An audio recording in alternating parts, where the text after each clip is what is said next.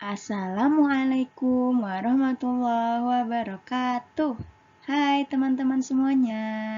Apa kabar teman-teman? Semoga teman-teman dalam keadaan sehat walafiat ya. Amin amin ya robbal alamin. Baik, bertemu lagi bersama Ibu dalam pelajaran tematik.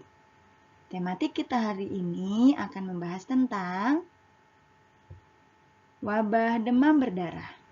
Yang kita ketahui, wabah demam berdarah itu disebabkan oleh nyamuk Aedes aegypti ya teman-teman. Untuk lebih lanjutnya akan kita bahas nanti. Lalu pembahasan kita kedua adalah tentang menyelesaikan perkalian ke bawah. Nah teman-teman, ada yang tahu nggak sih nyamuk Aedes aegypti itu apa? Aedes aegypti merupakan jenis nyamuk yang dapat membawa virus dengue, penyebab penyakit demam berdarah.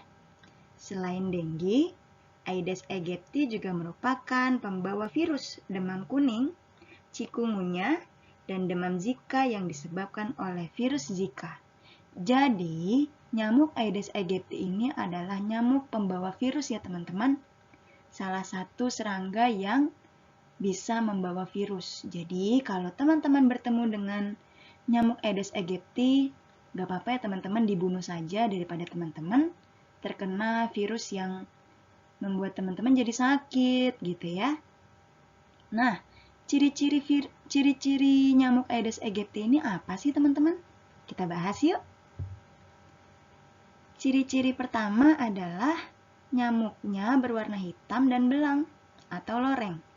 Belang hitam dan belang putih ya teman-teman di seluruh tubuhnya. Jadi di bagian perut atau di bagian tangan dan kaki itu ada belang-belangnya gitu, hitam putihnya. Nah kalau udah ketemu nyamuk yang seperti itu langsung dibunuh aja teman-teman. Lalu yang kedua ada nyamuk Aedes aegypti ini tidak dapat berkembang biak di selokan atau got atau kolam yang airnya langsung berhubungan dengan tanah. Biasanya, nyamuk ini menggigit manusia pada pagi atau sore hari. Nyamuk ini mampu terbang sampai 100 meter. Seperti itu ya teman-teman, ciri-cirinya. Nah, karena nyamuk Aedes aegypti ini tidak dapat berkembang biak di selokan, got, atau kolam yang langsung berhubungan dengan tanah, jadi di mana sih dia berkembang biak? Nah, dia bisa berkembang biak di kubangan yang ada di dalam ember, teman-teman. Ember yang airnya itu jarang pernah diganti gitu. Ya, bisa di ember, bisa di bak kamar mandi, teman-teman. Ya, kalau bak kamar mandi teman-teman airnya jarang diganti, itu nggak boleh dipakai lagi ya, teman-teman ya. Takutnya itu sudah jadi tempat berkembang biaknya nyamuk Aedes aegypti. Gak hanya di situ aja teman-teman, ada juga di tempat akuarium. Nah, akuarium juga bisa jadi perkembangbiakan nyamuk Aedes aegypti ini. Karena kalau air akuariumnya jarang diganti, nyamuk Aedes aegypti ini betah tinggal di situ, gitu ya. Nah, teman-teman, bagaimana sih siklus hidupnya nyamuk Aedes aegypti? Nah, nyamuk Aedes aegypti ini juga sama ya seperti kupu-kupu gitu ya, seperti belalang, seperti kodok. Dia adalah hewan metamorfosis sempurna. Jadi pertama dia menelur, lalu mengeluarkan larva dan menjadi pupa, lalu menjadi nyamuk dewasa. Dan seperti itu siklus perkembangbiakan nyamuk Aedes aegypti. Teman-teman penasaran gak nih? Bagaimana cara dia bertelur di kubangan air? Mau lihat? Yuk, kita simak video berikut ini. Nyamuk mengalami metamorfosis sempurna. Sebab di dalam proses metamorfosis yang terjadi, nyamuk akan melewati 4 tahap perubahan. Berikut ini penjelasannya. Tahap pertama, stadium telur. Tahap metamorfosis nyamuk diawali dari proses pembuahan sel telur nyamuk betina yang dilakukan oleh spermatozoa nyamuk jantan yang kemudian menghasilkan zigot. Pembuahan akan menghasilkan telur dan telur akan diletakkan di permukaan air yang dilakukan induk betina. Untuk permukaan air yang digunakan sebagai habitat telur nyamuk, adalah perairan tenang serta memiliki kelembaban yang tinggi. Namun, pemilihan air juga tergantung dari masing-masing jenis nyamuk. Contohnya pada nyamuk Anopheles akan meletakkan telur pada permukaan air secara satu persatu atau bergerombol, namun saling terlepas, dan telur nyamuk Anopheles juga memiliki alat untuk mengapung. Telur nantinya akan ada dalam periode inkubasi atau pengeraman. Inkubasi sempurna akan terjadi pada musim dingin, dan sesudah itu barulah larva akan mulai keluar hampir dalam waktu yang bersamaan. Pada fase telur, habitat air merupakan faktor yang terpenting untuk menunjang pertumbuhan dan perkembangan telur nyamuk. Jika air mengering, maka telur nyamuk tersebut akan mati. Biasanya, fase telur ini akan terjadi selama 2-3 hari dan akhirnya akan menetas menjadi larva. Tahap kedua, stadium larva. Sesudah telur nyamuk menetas, maka larva nyamuk yang disebut dengan jentik akan keluar dari cangkangnya, kemudian akan tumbuh pada permukaan air. Di dalam proses tersebut, akan terjadi 4 tahap pertumbuhan selama 7-10 hari, sampai akhirnya ada di tahap metamorfosis nyamuk yang berikutnya, yakni pupa. Pada 4 tahap pertumbuhan yang terjadi, nyamuk akan berubah bentuk dan jumlah bulu halus di tubuhnya juga bertambah. Pertumbuhan dari jentik atau larva nyamuk terjadi karena beberapa faktor, yakni suhu air, ketersediaan dari bahan makanan, serta ada atau tidaknya predator pada ekosistem perairan di habitatnya tersebut.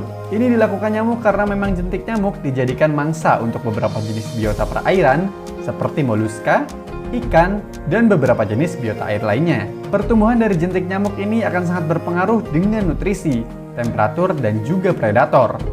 Jentik sendiri akan bernapas dengan saluran udara di bagian ujung ekor. Umumnya jentik-jentik nyamuk ini akan makan mikroorganisme, namun ada juga jentik yang memangsa jentik dari spesies lainnya. Tahap ketiga, stadium pupa. Stadium berikutnya adalah stadium pupa. Sesudah selama 1 minggu menjadi larva, maka jentik nyamuk akan masuk ke tahapan terakhir, yakni di perairan. Larva nyamuk akan berubah menjadi pupa atau kepompong yang bertujuan untuk mempersiapkan tubuhnya menjadi nyamuk dewasa yang sudah siap untuk terbang. Di dalam fase tersebut, pupa akan berada dalam kondisi inaktif. Namun meski dalam kondisi inaktif, fungsi dari fisiologis penapasan nyamuk masuk tetap berfungsi. Nyamuk masih menyerap oksigen dari udara lewat corong nafas di bagian atas pupa. Fase pupa biasanya akan terjadi selama 12 hari.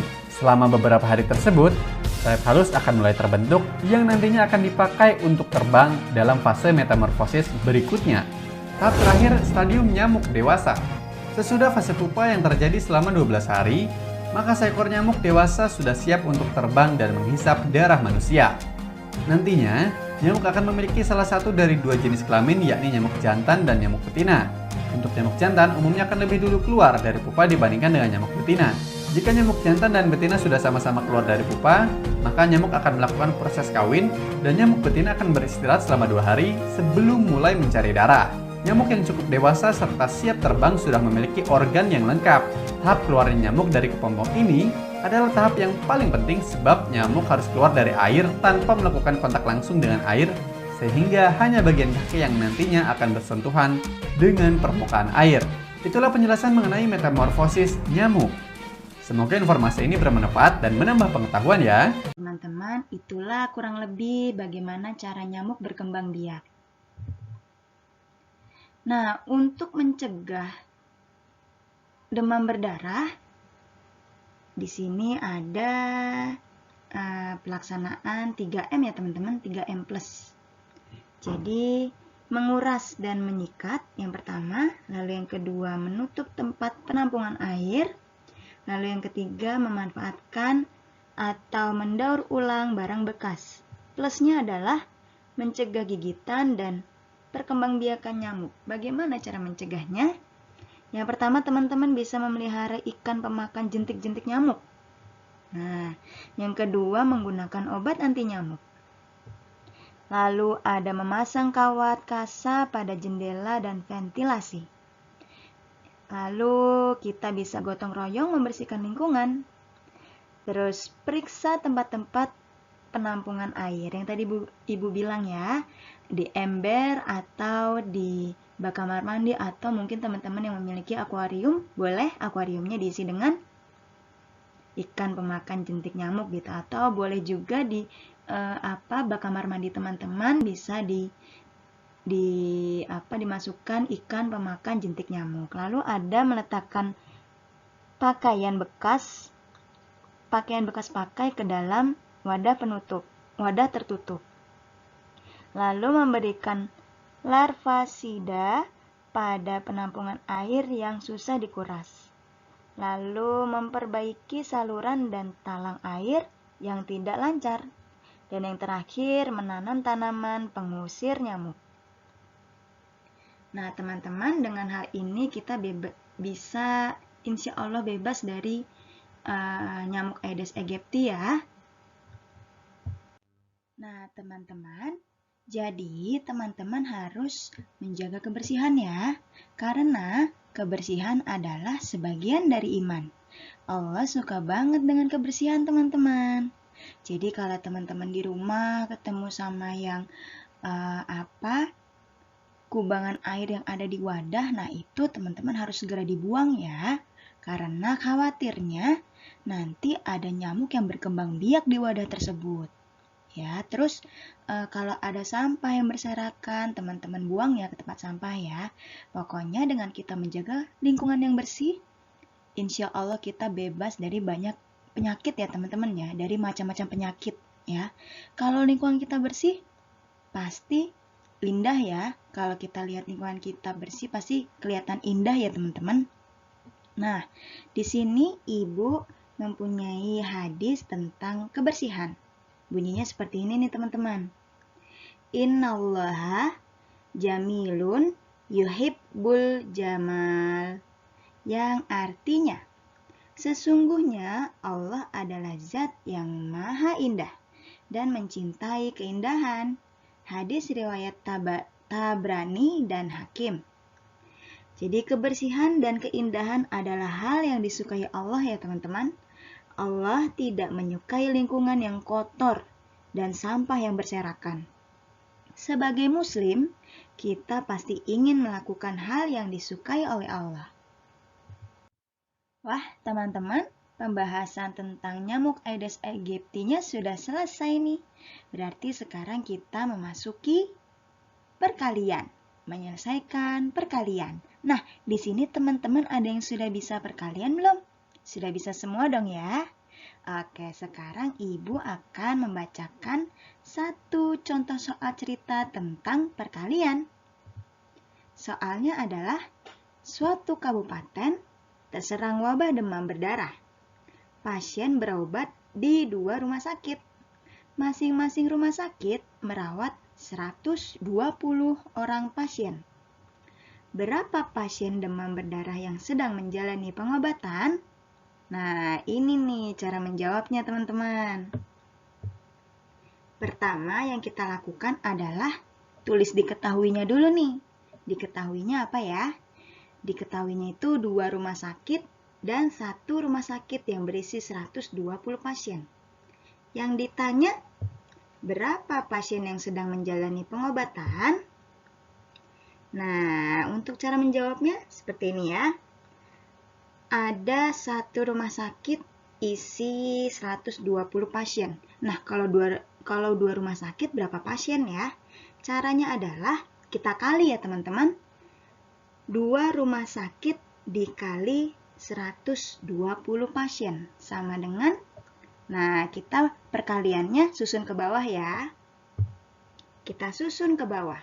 120 di atas, lalu di bawahnya tulis angka 2 sejajar sama angka 0 ya teman-teman ya. Lalu di garis bawah, lalu disilang, dikalikan. Oke, cara mengalikannya adalah yang pertama mengalikannya ke bawah ya teman-teman ya, dari atas ke bawah gitu. Perkalian yang pertama adalah kalikan angka 0 dan 2. Jadi 0 dikali 2 sama dengan 0. 0 yang ini dikali dengan 2 yang di bawah. Kalau 0 dikali 2 sama dengan 0. Jadi kalau 0 dikali berapapun itu hasilnya 0 ya teman-teman. Ya, lanjut. Lalu yang kedua, kalikan angka 2 dan 2. Jadi 2 kali 2 ya. 2-nya yang atas, lalu dikalikan 2 yang bawah. 2 kali 2 sama dengan 4. Lalu cara yang ketiga adalah kalikan angka 1 dan 2. Satunya yang ini ya teman-teman ya. Nah, yang atas. Lalu 2-nya yang bawah. 1 kali 2 sama dengan 2. Jadi, hasil perkalian dari 120 dikali 2 sama dengan 240. Jadi, di dalam 2 rumah sakit terdapat 240 pasien. Nah, sudah paham ya teman-teman untuk soal ceritanya? Baik, karena sudah paham soal ceritanya, teman-teman kerjakan tugas ya.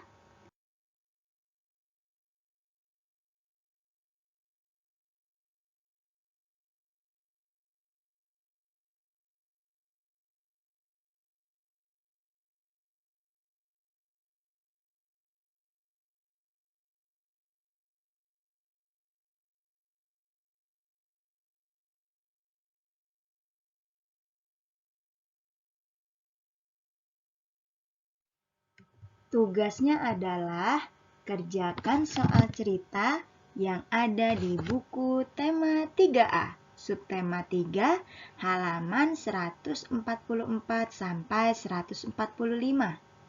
Nah, di halaman tersebut terdapat 5 soal cerita nih teman-teman. Tugas teman-teman adalah pilih salah satu soal dari 5 soal yang tersedia. Pilihlah soal yang menurutmu paling mudah, lalu kerjakan ya. Jika sudah selesai, kirimkan tugasmu ke gurumu. Semangat! Wah, sudah selesai pelajaran tematik kita hari ini. Semoga yang kita pelajari hari ini bermanfaat untuk kehidupan kita sehari-hari ya teman-teman. Amin amin ya rabbal alamin. Kalau gitu, sampai bertemu di video berikutnya. Sampai jumpa teman-teman. Wabillahi taufiq wal hidayah. Wassalamualaikum warahmatullahi wabarakatuh.